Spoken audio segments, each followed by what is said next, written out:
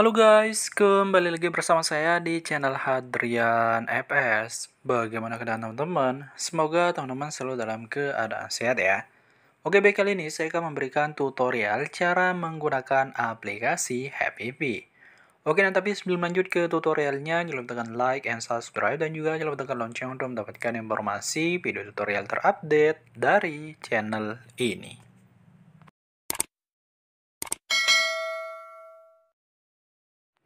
Baik, sebelum lanjut ke tutorialnya, bagi teman-teman yang belum mendownload aplikasi Happy Pea, teman-teman sudah bisa mendownloadnya di Play Store ya. Nah, di sini teman-teman tinggal masuk aja ke dalam aplikasi Play Store, kemudian teman-teman tinggal cari saja nama aplikasinya yaitu Happy Pea ya. Nah, untuk tampilan aplikasinya seperti ini. Nah, nantinya pada aplikasi ini kita bisa mengobrol, kemudian juga bisa karaoke dengan orang lain. Oke, dan sini langsung aja kita masuk ke dalam aplikasinya untuk cara penggunaannya. Oke, dan sini kita sudah masuk ke dalam aplikasi Happy Pea ya. Nah, untuk tampilan aplikasinya seperti ini. Nah, di sini teman-teman bisa lihat di bagian bawah ada 5 fitur yang nantinya teman-teman bisa gunakan pada aplikasi ini. Oke, nah untuk bagian fitur yang pertama di sini ada bagian fitur beranda ya. Yang dimana nantinya di sini ada beberapa room yang sudah direkomendasikan oleh aplikasi ini. Nah, di bagian atas juga ada bagian fitur filter yang kita bisa gunakan. Kita bisa mencari pesta, kemudian juga kita bisa mencari karaoke, ataupun juga kita bisa menonton video di aplikasi ini.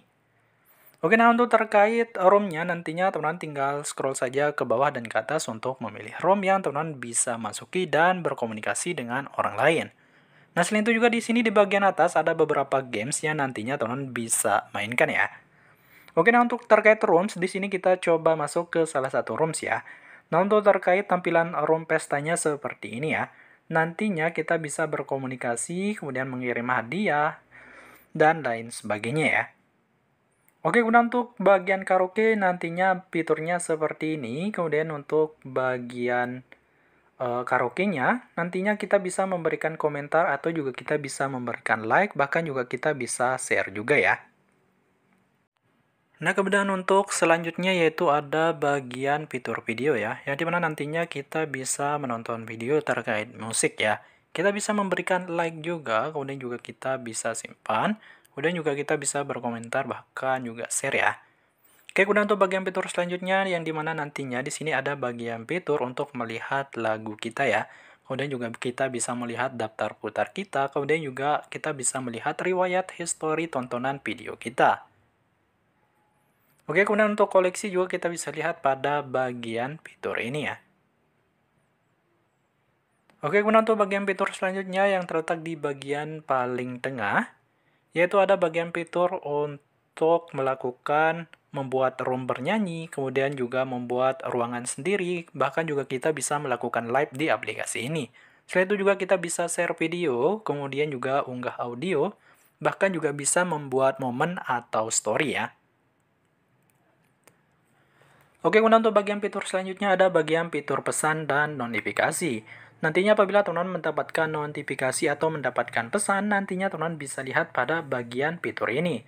Selain itu juga di bagian atas ada beberapa fitur lainnya yang kita bisa gunakan seperti melihat komentar dan suka, hadiah, kemudian juga kita bisa melihat pengunjung dan pembaruan teman ya.